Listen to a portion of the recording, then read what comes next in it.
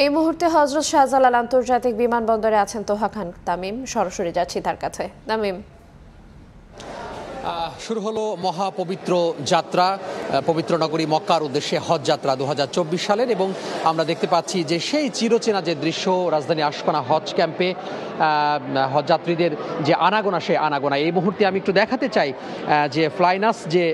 Airlines রয়েছে, সেই flynas এয়ারলাইন্সের যেই চেক ইন কাউন্টার রয়েছে, সেই চেক ইন কাউন্টারের ভেতরে আমরা রয়েছি এবং এখানে দেখতে পাচ্ছি যে যারা হজে গমনোচ্ছুক হজ যাত্রী তারা তাদের যে বোর্ডিং, সেই বোর্ডিং তারা সংগ্রহ করছেন এবং এখানকার আনুষ্ঠানিক শেষ মুহূর্তের আনুষ্ঠানিক যে কার্যক্রম, সেই কার্যক্রমটি তারা সেরে নিচ্ছেন। ফ্লাইনাস এয়ারলাইন্স, বিমান বাংলাদেশ এয়ারলাইন্স এবং সৌদি এয়ারলাইন্সের মোট 3টি এয়ারলাইন্স কিন্তু এবারে হজ যাত্রীদের বহন করছে এবং এর মধ্যে অর্থাৎ মোট যে হজ যাত্রী রয়েছে, সেই হজ যাত্রীর মধ্যে প্রায় বলা যায় 50% হজ যাত্রী বহন করবে, আনা নেয়া করবে বিমান বাংলাদেশ এয়ারলাইন্স। একটু বলে রাখি সেটি হচ্ছে যে এবছর কিন্তু বলা যায় যে প্রায় 1.25 লাখেরও বেশি যারা নিবন্ধন করেছেন হজ যাত্রী, হজে যাবার নিয়ত করেছেন, নিবন্ধন করেছেন এবং সর্বোপরি তারা হজে যাওয়ার চূড়ান্ত নিয়ত করেছেন, তারাই মূলত আসলে এখানে যে আনাগোনা, সে আনাগোনা তাদের বাড়ছে এবং আমরা দেখতে পাচ্ছি যে বিমান বাংলাদেশ এয়ারলাইন্সের মোট 42,629 জন যে হজযাত্রী, সেই তারা হজযাত্রী পরিবহন করবে এবং বাদবাকি যেই দুটি ফ্লাইট রয়েছে, সৌদি এয়ারলাইন্স এবং ফ্লাইনাস এয়ারলাইন্স, এই দুটি কিন্তু যেই এয়ারক্রাফট, সেই এয়ারক্রাফট তারা বহন করবে।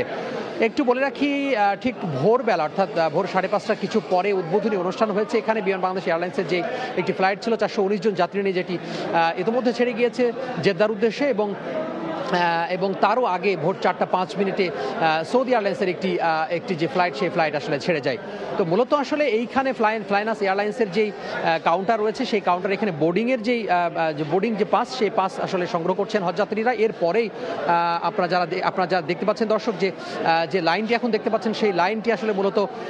এখানে যেই পুলিশ যে ক্লিয়ারেন্স, অর্থাৎ এখানকার যে কাস্টমসের যেই আনুষ্ঠানিকতা, অর্থাৎ আইনগত যে ব্যাপারগুলো রয়েছে, আইন শৃঙ্খলার ব্যাপারগুলো রয়েছে, সেই আইনগত আইন শৃঙ্খলা বাহিনীর যেই চুলচেরা বিশ্লেষণ, সব কিছু বিশ্লেষণ করে এখান থেকে কিন্তু মূলত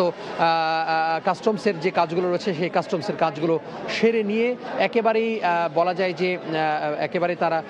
হজে যাওয়ার জন্য যেই বাস, সেই বাসে উঠে যাবেন এবং সরাসরি বিমানবন্দরে তারা চলে যাবেন। তো সব মিলিয়ে বলা যায় যে প্রতি বছর আমরা দেখে থাকি আশকোনা হজ ক্যাম্পে যে আনাগোনা, হজযাত্রীদের মহান আল্লাহর ঘরে যাওয়ার জন্য আকুতি, সেই আকুতি আমরা লক্ষ্য করছি এবং যারা এই প্রথম দিনে যাত্রী হতে পেরেছেন, তারা নিজেকে সৌভাগ্যবান মনে করছেন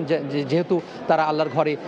আগে যেতে পারছেন এবং আল্লাহকে, সৃষ্টিকর্তাকে তারা ডাকতে পারবেন বেশি বেশি,